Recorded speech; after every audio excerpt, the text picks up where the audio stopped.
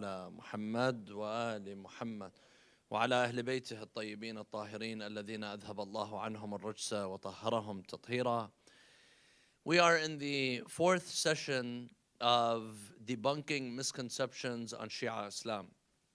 And we've been slowly building the foundations of Shi'ism and negating some of the misconceptions that people have. So in the first session, we talked about the origins of Shi'ism.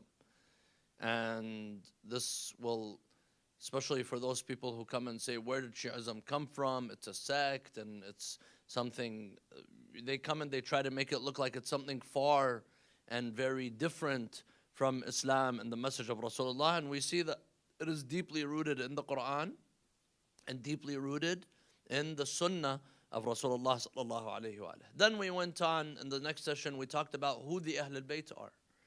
And there's misconceptions regarding this. Today, some people, they come and they add the wives of the Prophet, they add other people in the definition of Ahlul Bayt. And who are, and what is the definition of Ahlul Bayt when we say the Ahlul Bayt, the purified household of Rasulullah sallallahu alayhi wa alayhi?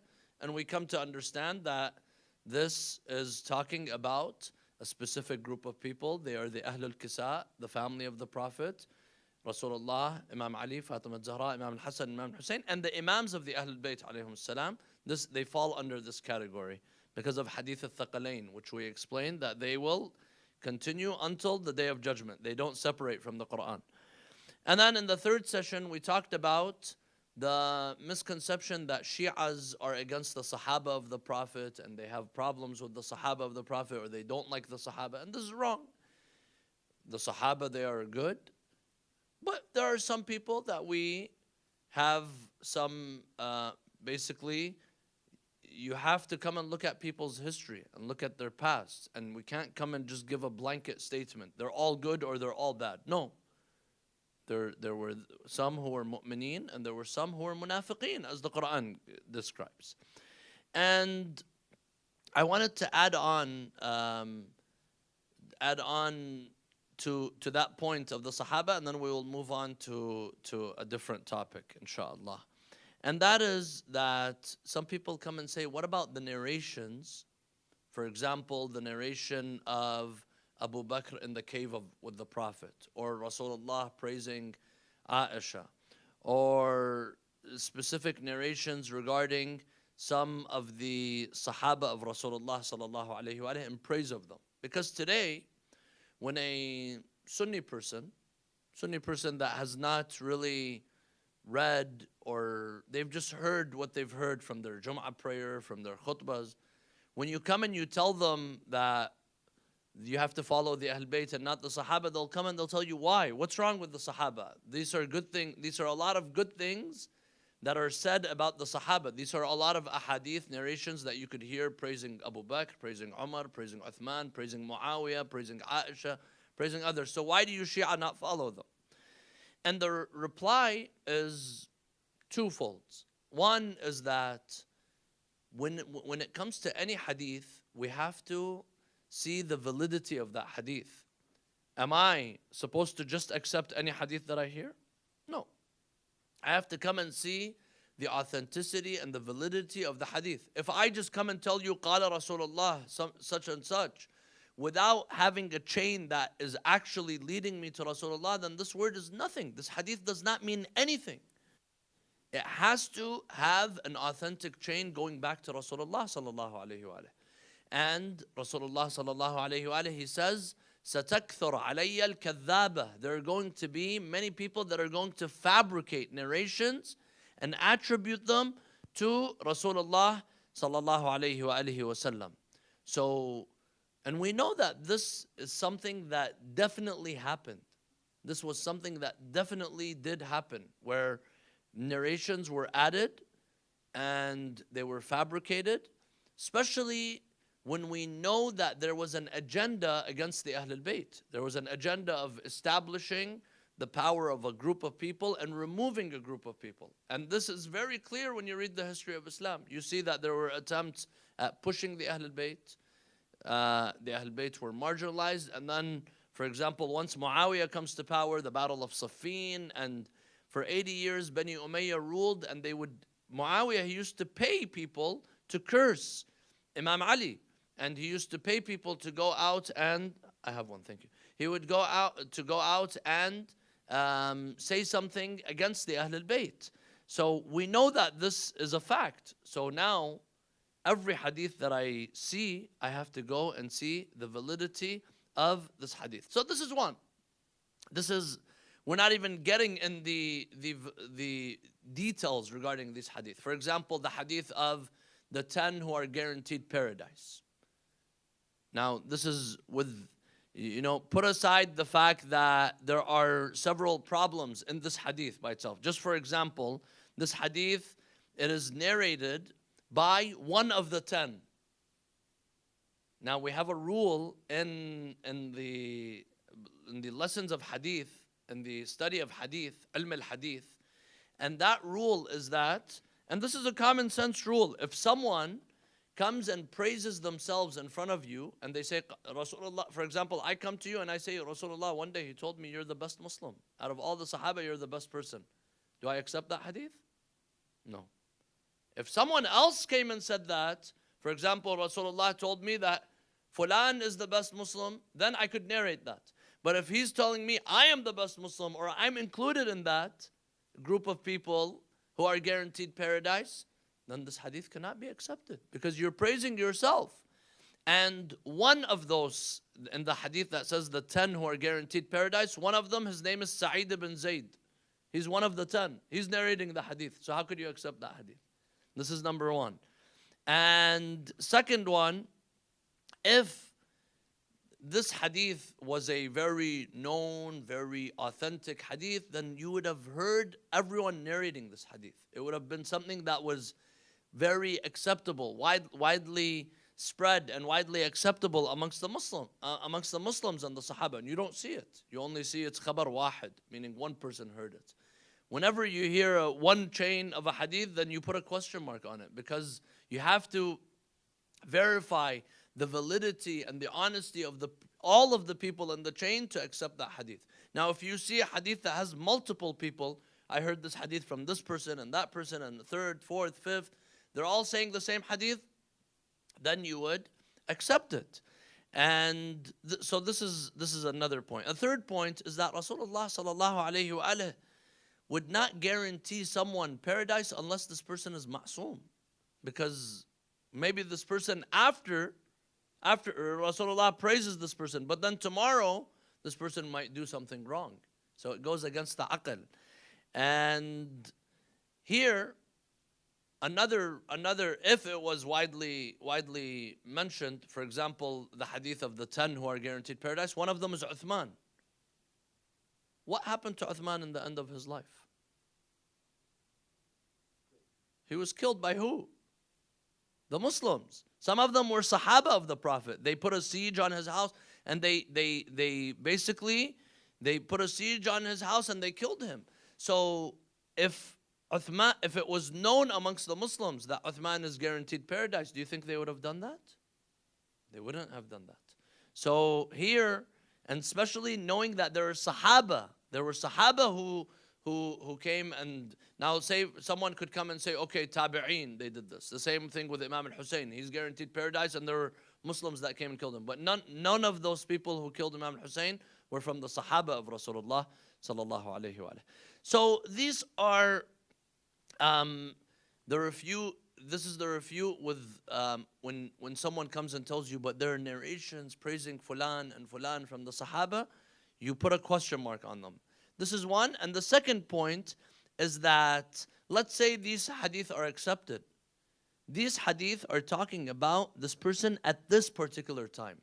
Just like what we mentioned in the previous session, لَقَدْ رَضِيَ اللَّهُ عَنِ الْمُؤْمِنِينَ إِذْ يُبَايِعُونَكَ تَحْتَ الشَّجَرَةِ. Allah is satisfied with the mu'min who gives bay'ah. As long as you have this title of mu'min, the day you're not a mu'min anymore, is Allah going to be pleased with you? Allah is not pleased with you anymore. So Rasulullah, maybe if he praised someone, let's say we accept this hadith, even though we have a question on all of those hadiths. Let's say we accept them, but then Yeah, this would mean that this person has to remain with the haqq, with the truth for the rest of their life. If someone changes later on, there's no guarantee. This is the same way when Allah subhanahu wa ta'ala praises Bani Israel, the Israelites. They became the chosen nation of God and Sha'bullah al-Mukhtar, and they were the ones who Allah chose them over all of other creation. Why? Because they have a covenant with God. And Allah tells them, if you keep that covenant, you're chosen. The moment you let go of that covenant, what happens to you? Then you are cursed. Lu'anu. They are cursed by Allah subhanahu wa ta'ala. And the same is said about those who were companions with prophets and then they ended up leaving. And when we look at those who were around Rasulullah sallallahu alaihi wasallam, we know for a fact that there were some who did leave the ways of Rasulullah sallallahu alaihi wasallam. There was an inqilab. انقلبتم على أعقابكم. The Quran says that you will turn back over your heels. Or the hadith that we mentioned in the previous session, where the angels, they tell Rasulullah, إنك لا تدري ما أحدثوا بعدك, about the Sahaba. You don't know what they did after you. When the Prophet, he comes and he tries to give them water, they're pulled away like the camel is pulled away. Rasulullah says, Ashabi, my companions. The reply is, you don't know what they did after you. So now, inshallah, maybe in another session we could go over one by one these, but we want to move on to another misconception. And this is the misconception that some people, they come and they say, why do you Shi'as exaggerate your love for the Ahlul Bayt?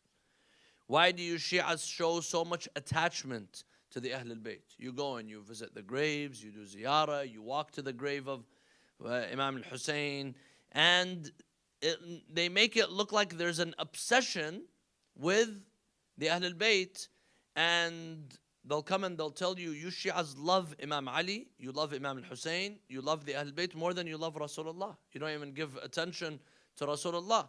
You don't even give attention to your salah, to your worship, and you focus on the Ahlul Bayt. And some of the ways, some of the arguments that some people have is, for example, the tawassul in the ma'sumin, the tawassul in the individual, or the belief in the shafa'ah and the visiting of the graves. And this is what leads people.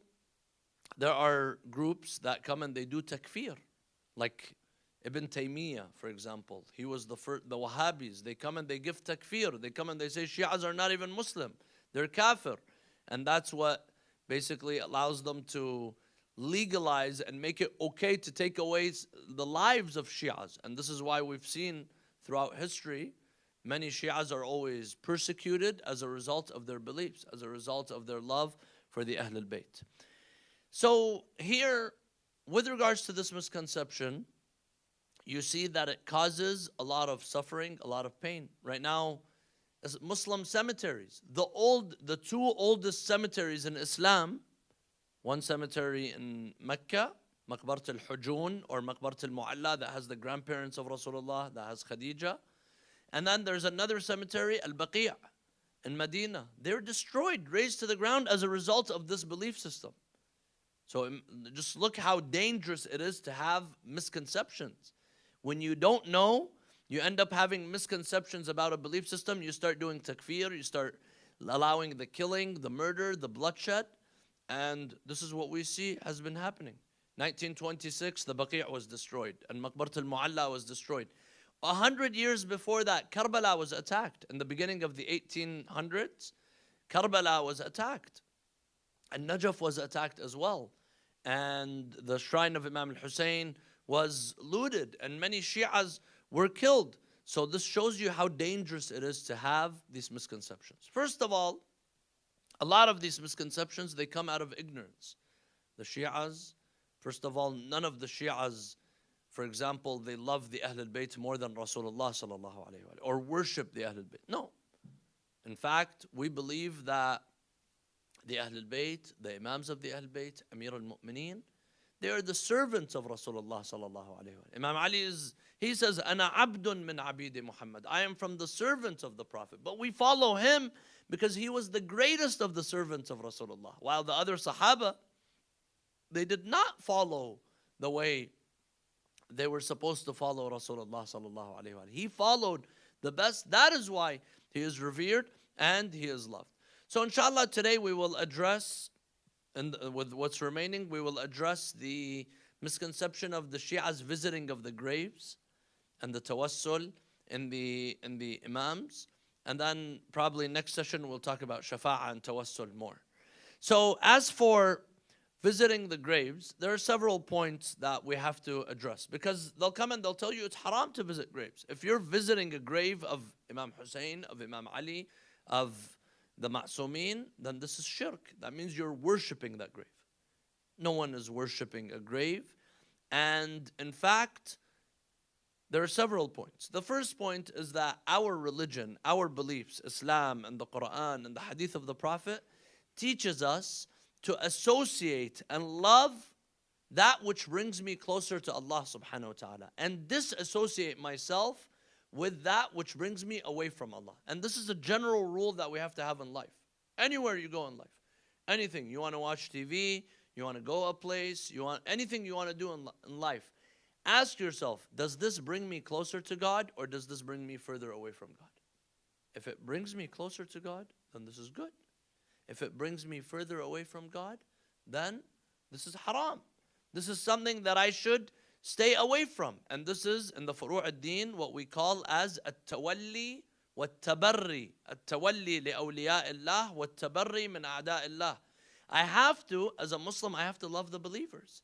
I have to love those who remind me of God, those who bring me closer to God, and I have to disassociate myself from those who bring me away from Allah subhanahu wa ta'ala. And Allah subhanahu wa ta'ala says in a verse in the Quran, not only do I have to bring myself closer to that, which reminds me and brings me closer to Allah, but I have to glorify it. Allah says in the Quran, ذَلِكَ وَمَنْ يُعَظِّمْ شَعَائِرَ اللَّهِ فَإِنَّهَا مِنْ تَقْوَى الْقُلُوبِ. If you glorify the sha'air, the sha'ira. Sha'ira means the slogan or the something that brings you closer, it's like from the word shu'ar, the slogan of a community, of a group of people, meaning something that stands out of a belief. If you glorify that, then that will bring you closer to Allah subhanahu wa ta'ala. So what are certain things that Allah subhanahu wa ta'ala commands Muslims and people to glorify? For example, a masjid. A masjid, it brings me closer to God. I have to glorify, I have to respect the masjid.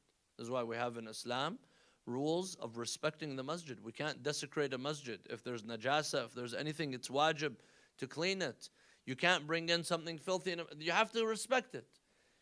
And in addition to masjid, there are other places that if they remind you of God, then you have to respect and honor these places. Allah gives us the example of the people of the cave, Ashab al-Kahf. Ashab al-Kahf, when they went and they slept in a cave, and then after over 300 years, what happened? The community, they found out that they were in there, and they were sleeping or they had died in there. And وَكَذَلِكَ Allah subhanahu wa ta'ala says in the Quran, وَكَذَلِكَ أَعْثَرْنَا عَلَيْهِمْ لِيَعْلَمُوا أَنَّ وَعْدَ اللَّهِ حَقٌّ وَأَنَّ السَّاعَةَ آتِيَةً وَأَنَّ السَّاعَةَ لَا رَيْبَ فِيهَا. So here Allah subhanahu wa ta'ala says we kind of sent clues to the people where the people of the cave are. Why? لِيَعْلَمُوا أَنَّ وَعْدَ اللَّهِ حَقٌّ, so that they know that the promise of God is the truth. And وَأَنَّ السَّاعَةَ لَا رَيْبَ فِيهَا, that there is no question in the day of judgment. Because if a group of people are able to sleep and then wake up after 300 years, 309 years, they're able to wake up. So what happens? That means someone is going to be able, did I say it wrong? Okay. Someone is going to be able to get up from their grave. So وَأَنَّ السَّاعَةَ لَا رَيْبَ فِيهَا إِذْ يَتَنَازَعُونَ بَيْنَهُمْ أَمْرَهُم. So the people, they were divided amongst themselves. إِذْ يَتَنَازَعُونَ بَيْنَهُمْ أَمْرَهُم فَقَالُوا ابْنُوا عَلَيْهِمْ بُنْيَانًا رَبُّهُمْ أَعْلَمُ بِهِمْ قال الذين غلبوا على أمرهم لنتخذن عليهم مسجدا. One group of people, they said, Ibnu alayhim bunyanan, build something here to cover it. And then another group of people, they came and they said, let's take this a masjid. Now, if there was any smell of shirk, of worshipping individuals, if glorifying individuals means worshipping them, would the Quran come and approve of this? The Quran would not approve of this. But the Quran says the group that were overpowering, قَالَ الَّذِينَ غَلَبُوا عَلَىٰ أَمْرِهِمْ, those who were victorious in the matter, لَنَتَّخِذَنَّ عَلَيْهِمْ مَسْجِدًا, let's make this place, the place where they're buried, the place where they died, in this cave, let's make it a masjid, a place of ibadah, a place of worship. Why? Because these people remind me of God. Because these people remind me of the day of judgment. So here we see in the Quran, it tells us that the people of anything that glorifies God, anything that brings you closer to God, you could glorify it. One example is Ashab al-Kahf, the people of the cave. Another example is not necessarily people. Allah subhanahu wa ta'ala talks about two mountains in Mecca. What are the names of these mountains? Safa and Marwa. Inna Safa wal Marwata min sha'air Allah. Safa and Marwa are from the sha'air of God, meaning they bring you closer to Allah subhanahu wa ta'ala. فَمَنْ حَجَّ الْبَيْتَ أَوْ اعْتَمَرْ فَلَا جُنَاحَ عَلَيْهِ أَنْ يَطَّوَّفَ بِهِمَا. Whoever does Hajj or Umrah, they have to go and do tawaf between Safa and Marwa. Why? Because this is what reminds you of God. This is what reminds you of Allah subhanahu wa ta'ala. Similarly, Maqam Ibrahim, where Ibrahim stood and there was a rock that would lift Ibrahim. Allah subhanahu wa ta'ala tells every Muslim, when you go and you do tawaf around the Kaaba, after that, what do? وَاتَّخِذُوا مِن مَقَامِ إِبْرَاهِيمَ مُصَلَّى. Go and pray. Now in the Kaaba, anywhere you pray, you're facing the Kaaba. But after the tawaf, where do you have to go and pray? Behind Maqam Ibrahim. Why? If Ibrahim is a human being, what does Ibrahim have to do with that? Allah says, because of Ibrahim, you come closer to me. You get closer to Allah subhanahu wa ta'ala. In fact, the Quran goes a level further that it talks about the sheep and the cattle. You know, when people, they used to go to Hajj, they used to take the sheep and the cattle with them. This is called Hajj al-Qiran.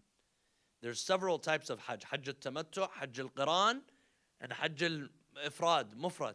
Hajj al-Qiran, they would take, from Medina, they would take their goats and their cattle, all that they want to sacrifice, they would take it with them. From the beginning. Now in Hajj al-Tamattu, people in Muzdalifah or in Mina, they go and they take a sheep and they slaughter it. They buy a sheep and they slaughter it. These people, they would take the goats and the sheep and the camels, they would take it with them so that they slaughter it. But they would have to put a sign on it. They would have to put a mark on it. Either you put your shoes or something, you put it on, you put a mark on it that this is going to be sacrificed in the way of Allah subhanahu wa ta'ala. And throughout this whole journey, they would not eat it, they would not do it, even though they would get hungry, they would not do anything. Allah subhanahu wa ta'ala says about that, وَالْبُدْنَ جَعَلْنَاهَا لَكُمْ مِنْ شَعَائِرِ اللَّهِ. This budn, this animal, it is from the sha'air of Allah. So, if mountains, Safa and Marwa are from sha'air of Allah, if a camel or a goat or a sheep is from the sha'air of Allah, if the people of the cave where they're buried is sha'air of Allah, is the grave of Rasulullah not from the sha'air of Allah? Is the grave of Imam Ali not from the sha'air of Allah? Is the grave of Imam al-Hussein not from the sha'air of Allah? So this is number one. Second, there are numerous traditions from Rasulullah sallallahu alayhi wa and from the Quran, obviously in the Quran, the verse of Mawadda, and from Rasulullah sallallahu alayhi wa that talk about the importance of visiting Rasulullah sallallahu alayhi wa and visiting the Ahlul Bayt, the graves of the Ahlul Bayt. So in a hadith from Rasulullah, he says, Man hajja walam yazurni faqad jafani. The one who performs the hajj and does not visit me, then this person has neglected me. In another hadith, he says, "Man zarani ba'da mamati kaman zarani fi hayati." The one who visits me after my death, it's as if you have visited me during my life. And we believe that Rasulullah sallallahu alayhi wa alayhi hears us when we visit him. So, and the Quran orders the Muslims in Surah An-Nisa, verse 64. Allah subhanahu wa ta'ala orders the Muslims, وَمَا أَرْسَلْنَا مِن رَسُولٍ إِلَّا لِيُطَاعَ بِإِذْنِ اللَّهِ وَلَوْ أَنَّهُمْ إِذْ ظَلَمُوا أَنفُسَهُمْ. If they have oppressed themselves, where should they go? جاءوك. They come to Rasulullah sallallahu alayhi wa جاءوك فاستغفروا الله. They ask next to you, they ask Allah to forgive them. فاستغفروا الله واستغفر لهم الرسول. And the Prophet does istighfar for them. لوجدوا الله توابا رحيما. You will see that Allah subhanahu wa ta'ala is forgiving. So, is there a problem with me going to Rasulullah, or me going to Imam Ali, or me going to Imam Hussein, or me going to any of the awliya of Allah and asking Allah to forgive me next to them and asking them to ask Allah to forgive me? This is direct, very clear in the Quran. They come to Rasulullah. They tell Rasulullah, Ya Rasulullah, we ask Allah to forgive us. They ask Allah to forgive them. And Rasulullah asks Allah to forgive them. لَوَجَدُوا اللَّهَ تَوَّابًا رَحِيمًا. No problem with that whatsoever. The sons of Yusuf, the sons of Yaqub, the brothers of Yusuf, when they threw their brother in the well and they caused all of the misery and the suffering for Yusuf, later on they regretted it. And they came to their father, Yaqub, and what do they tell him? They tell him, قَالُوا يَا أَبَانَا اسْتَغْفِرْ لَنَا ذُنُوبَنَا إِنَّا كُنَّا خَاطِئِينَ قَالَ سَوْفَ أَسْتَغْفِرُ لَكُمْ رَبِّي إِنَّهُ هُوَ الْغَفُورُ الرَّحِيمُ. He says, I will ask Allah to forgive you. Now, today, they'll come and they'll tell you, yes, I don't, وَلَوْ أَنَّهُمْ إِذْ ظَلَمُوا أَنفُسَهُمْ جَاءُوكَ فَاسْتَغْفِرُ. They came to Rasulullah because Rasulullah is alive. They come to Yaqub because Yaqub is alive. You're going to a grave. But we come and we say, do we as Muslims believe that Rasulullah is really dead? The body dies. The soul does not die. Rasulullah sallallahu alayhi wa his soul is alive. If the soul of a shaheed, according to the Quran, the shaheed does not die. وَلَا تَحْسَبَنَّ الَّذِينَ قُتِلُوا فِي سَبِيلِ اللَّهِ أَمْوَاتًا. Do not consider them dead. They are alive. So if the soul of a shaheed is alive, the soul of Rasulullah is not alive. Of course, the soul of Rasulullah sallallahu alayhi wa is alive. And in fact, Muslims, in our prayer, don't we say salam to Rasulullah? We all say salam and salawat upon Rasulullah sallallahu alayhi wa. If that salam and that salawat has no meaning, if the Prophet is dead, then that means we're doing something that has no meaning. I'm just saying something with my tongue. So, of course not. We believe that when I go to the grave of the Prophet, when I go to the graves of the awliya, of the salihin, of the mu'mineen, of the imams, that they hear me.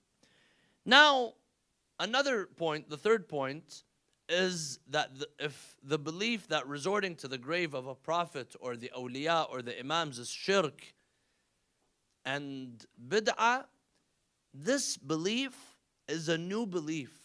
This is not something that was exist during the time of the Prophet or during the time of the imams of the Ahl Bayt. Sallu ala Muhammad wa ala Muhammad. And you see that this ideology, when did this ideology arise? This belief, it came into existence specifically during the time of about 800 years ago, 700 to 800 years ago, by Ibn Taymiyyah. Ibn Taymiyyah was the one who came and he basically forbade people and did not allow people and made it haram and gave a fatwa that it is haram to visit graves. And he said it is haram to visit the grave of Rasulullah. And because he did that, the Sunni government at that time, he's buried in Damascus, in Syria. The Sunni government at that time, they were a Sunni government, they imprisoned him because of what he was saying. And he died in prison. He died in prison. So this belief of this, it is haram, it is shirk to visit graves, this is new. This is not something that has been practiced by Muslims, by mainstream Muslims. In fact, right now, go to Egypt, go to Syria, go to Iraq. Abu Hanifa has a grave. In Egypt, in Qahira, there are graves of awliya, of salihin, of some of the Sahaba of the Prophet. Go to Damascus, you'll see graves of Bani Umayyah and many of those others. So the belief, in fact, even Ibn Taymiyyah has a shrine. The one who says it's haram to have a shrine, he has a shrine himself. So when we look, we see that the mainstream Sahaba of Rasulullah sallallahu alayhi wa alayhi, they actually saw no problem whatsoever with visiting graves. There was no issue whatsoever. This belief started by Ibn Taymiyyah, but it died. And then it came to life after the Wahhabi movement grew. The Wahhabi movement, and this was after the discovery of oil in Saudi Arabia. They started exporting that belief, exporting that ideology across the Muslim world, that it is haram, that it is shirk, to visit the graves. However, when we look at our sources, we see that there is no problem with that. In fact, I'll mention this hadith in Musnad Ahmad ibn Hanbal. He says, now of course, there were some of the Sahaba of the Prophet that also did have this twisted mentality. This is not to say that no one had them. But you see that, in fact, the majority, they saw that there was no problem. And they had no issue with visiting graves. For example, in this hadith by Musnad Ahmad ibn Hanbal, hadith number 23,585. He says, أقبل مروان يوما فوجد رجلا واضعا وجهه القبر. Marwan, he came in the masjid of the Prophet, and Marwan became Khalifa. Subhanallah. Marwan ibn al-Hakam, al-Hakam ibn al-As. Al-Hakam was kicked out of Medina by Rasulullah sallallahu alayhi wa because he used to walk behind the Prophet and make faces, make fun of the Prophet. So the Prophet told him, get out, you're not supposed, you don't live here with us. Then Abu Bakr came to power. They came and they told him, bring back Al-Hakam. He said, no, the Prophet kicked him out. I'm not bringing him back in. Then Umar came to power. They told him, bring back Al-Hakam. He said, no, the Prophet kicked him out. I'm not bringing him back in. Then Uthman came to power. Uthman is related to him. They're from the same clan. He came and he brought him in. And Marwan was the son-in-law of Uthman. After the death of Yazid, Bani Umayyah, their rule was under the children of Abu Sufyan, Muawiyah and then Yazid. And then Muawiyah, the son of Yazid, he ruled just for days. And then the rule of Bani Umayyah transferred to the Marwanis. Marwan ibn al-Hakam, and then Abdul Malik ibn Marwan, and then Hisham, and then the four sons of Marwan and the grandchildren of Marwan. They became the Bani Umayyah went from this line, the line of Marwan. A man who was he used to show his hatred to the Ahlul Bayt alayhim salam. So he walks in, Marwan, and he sees a man, he has his face on the grave of Rasulullah sallallahu alayhi wa alayhi. And Marwan, he told him, Atadri ma tasna? Do you know what you're doing? So فأقبل عليه فإذا هو أبو أيوب الأنصاري. So he came, he saw that this is Abu Ayyub al-Ansari who has his face on the grave of Rasulullah. Abu Ayyub was the first man who welcomed the Prophet in his home. When the Prophet migrated to Medina, he stayed in the house of Abu Ayyub al-Ansari, one of the poorest people out of the Muslim community. And by the way, Abu Ayyub al-Ansari is buried in Istanbul because the Prophet told him that you are going to be in the conquest of Al-Qistantiniya, Constantinople. And there were a series of battles, and Abu Ayyub al-Ansari died in that battle. And he's buried inside the borders of Istanbul. And until today, if you go there, you see the grave of Abu Ayyub al-Ansari. So he tells him, Marwan, he tells Abu Ayyub al-Ansari, what are you doing? He tells him, Na'am, it is me. فقال نعم جئت رسول الله صلى الله عليه وآله ولم آتي الحجر. He tells him, I came to visit Rasulullah. I'm not visiting the rock and the stone and the dirt. And then he says, سمعت رسول الله. Abu Ayyub, he tells Marwan, he tells him, سمعت رسول الله صلى الله عليه وآله يقول لا تبكوا على الدين إذا وليه أهله ولكن ابكوا عليه إذا وليه غير أهله. He says, I heard, Abu Ayyub says, I heard Rasulullah say, don't cry about the faith, religion, if the right people are in leadership. But cry for religion when the wrong people are in power. Meaning, he's telling him, you are in the wrong power. This is one hadith. Abu Ayyub al-Ansari, he comes and he visits the grave of Rasulullah and he puts his face, his cheek on the grave of Rasulullah sallallahu alayhi wa. Another hadith, this is a hadith that is mentioned in Sunan al-Darimi. Sunan al-Darimi, volume 1, page 43. And this is a hadith, it's basically, it goes back to Aisha. Meaning Aisha, she herself, she saw that there was no problem whatsoever with visiting the grave and in fact doing tawassul at the grave of Rasulullah sallallahu alayhi wa alihi wa sallam. She says, قَحَطَ أَهْلُ الْمَدِينَ قَحْطًا شَدِيدًا فَشَكَوْا إِلَىٰ عَائِشَةَ. There was poverty, there was famine because of the lack of rain in Medina. So these people, they come, the people of Medina, they come to Aisha and they tell her, what are we supposed to do? Pray for us? فقالت انظروا قبر رسول الله فاجعلوا منه كوا إلى السماء حتى لا يكن بينه وبين السماء سقف. So basically, she tells them, go and remove, there was a dome, there was a small cover over the grave of Rasulullah sallallahu alayhi wa. She says, let there be no cover between, in the dome, let there be an opening where between the grave of Rasulullah and the heaven and the sky, there's no barrier. So she says, ففعلوا قال ففعلوا فمطرنا مطرا حتى نبت العشب وسمنت الإبل. He says that year it rained so much as a result of what they did that the grass grew and all of the camels and the cattle, they became very fat. And that year, فَسُمِّيَ عَامُ الْفَتْقِ, that year it was named as عَامُ الْفَتْقِ, the year of the hernia. Because the animals were going so big, they thought they were going to have a hernia because of how fat they've become. So this is one of the hadith that basically it shows you that there's no problem with visiting the graves. Now, what about some narrations? There are some narrations, for example, that come and talk about don't visit graves.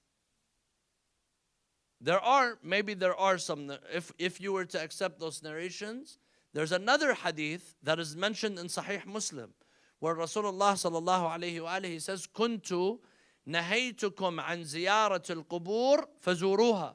He says, in the past, I told you not to visit the graves, but now you could visit the graves. Why? Does anyone know why? Why would Rasulullah in the beginning of Islam tell people not to visit the graves?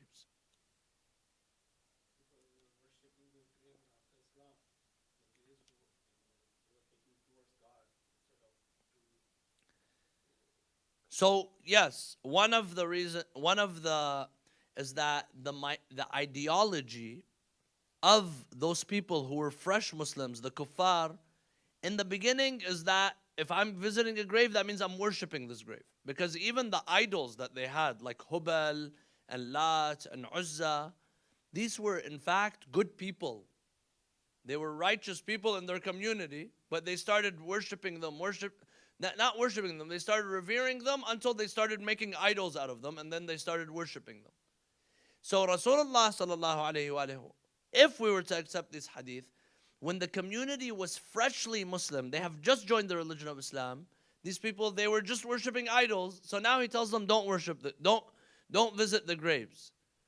Because now when you're visiting the grave, this might bring you back to idol worship. But then later on, when Islam became solid in the minds of people, when you're visiting a grave, do you imagine yourself worshiping this person? Of course not. You know that this person's dead. If they're dead, then how is this person going to help you? If they're dead, meaning that the body is dead, how's this person going to support you? Of course, we believe the Imams of the Al-Bayt, their souls are alive, but no one is worshiping them. No one is worshiping anyone when you are visiting the graves. This is one reason. The second reason is a lot of these Muslims, when the Prophet first tells them not to visit the graves, what does Rasulullah sallallahu alaihi wasallam, why is he telling them not to visit the graves? Because whose graves are they visiting? They're visiting the graves of their parents who were kuffar. They're visiting the graves of idol worshippers. And in Islam, you cannot even do a istighfar. You can't say, Allahumma khfir, oh Allah, forgive this idol worshipper, because this person did not even believe in Allah subhanahu wa ta'ala. But then after the community grew, and now you have this person's father is a Muslim, so now, or you have a community of Muslims that are buried in the cemetery, now you go and you visit the Muslimin. Before that, there was no community of Muslims in the cemetery. Everyone was a kafir. Now you have a community of Muslimin, then you go and you visit them. And this is why you see that Rasulullah sallallahu alayhi wa alayhi, he would go and visit the graves.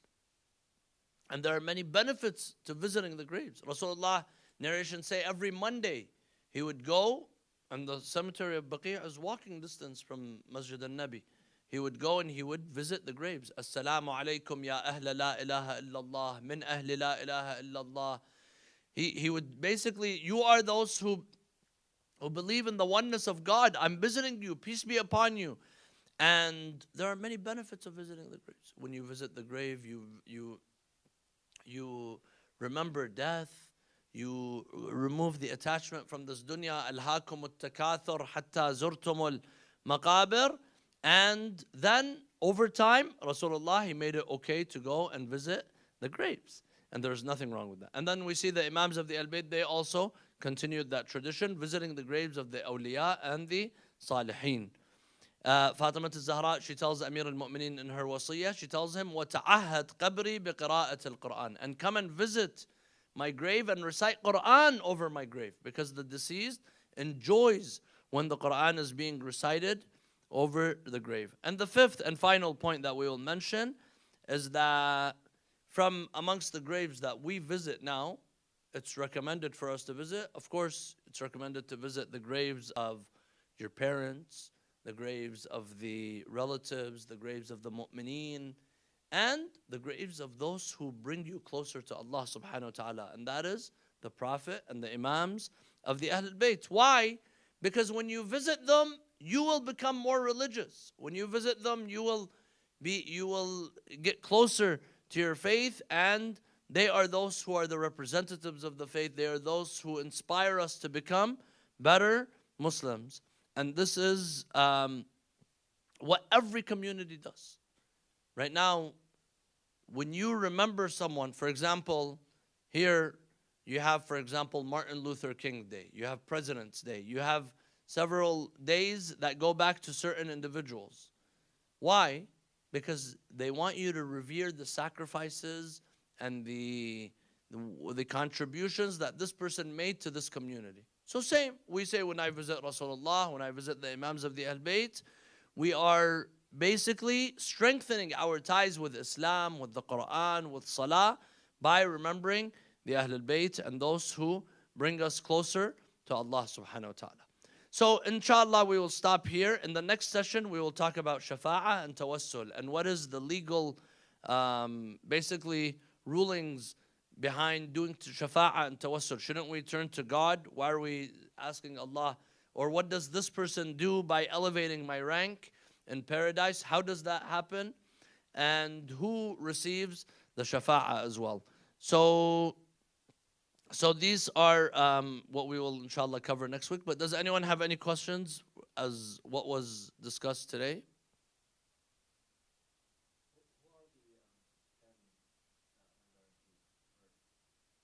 So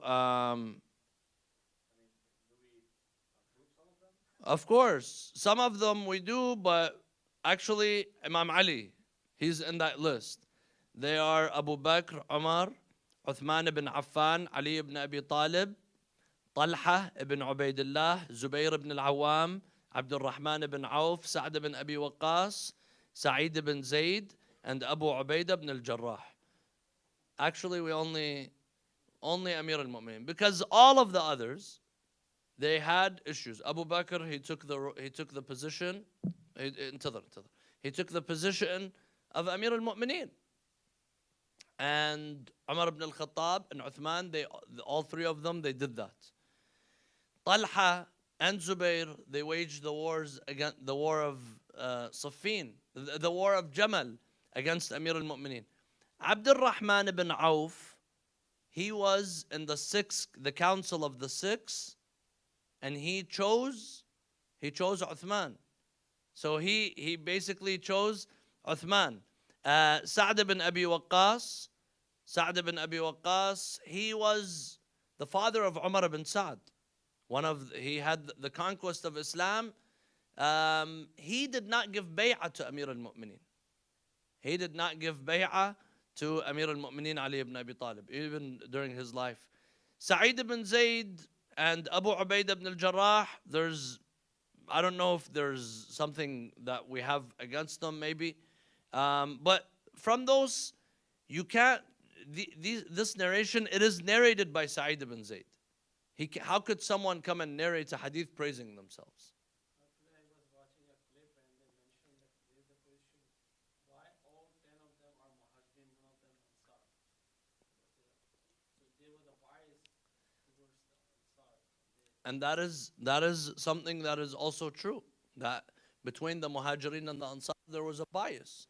And there was a fight. In the day of the Saqifa, there was a fight between the Muhajirin and the Ansar. The Ansar, they said, we brought you in, and now you guys want to come and take all the power? Whoever created this hadith. What's from the Muhajirin? Yes? No, this is Muhajirin, not Mujahideen. Yes. That was a doubt they created the validity of this hadith, that it is not valid because it only specified the Muhajirin, none of them. Exactly. Yes. So the other question I have, you might discuss next week, so we'll find what I will raise it in Indian and Pakistani culture.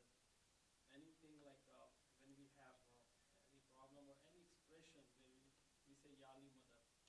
So now this is, the Pakistan, in Pakistan, this Wahhabi, they are very filthy. Anything you say that they will come after you. They say that calling Yali mother, it is shirk. It's a very hard topic discussion. So, saying Ya Ali, if you were to say it with the belief that you are worshipping Imam Ali, of course it's haram. But just asking for help from someone, where's the shirk in that? Where's the haram in that? I'm asking for help from someone. Inshallah, in the next session we will go through the details and why it is allowed. And you will see that how many times did Rasulullah say Ya Ali? How many times did he call Rasulullah? He would say Ya Ali. So saying Ya Ali, if you are believing that this brings you closer to God and closer to Imam Ali, who brings you closer to God, but you're not worshipping Imam Ali, no one's worshipping Imam Ali, then there is nothing wrong with that. Yes. Brothers?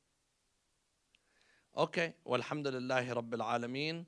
Wa sallallahu ala Muhammadin wa ala alihi at-tahir.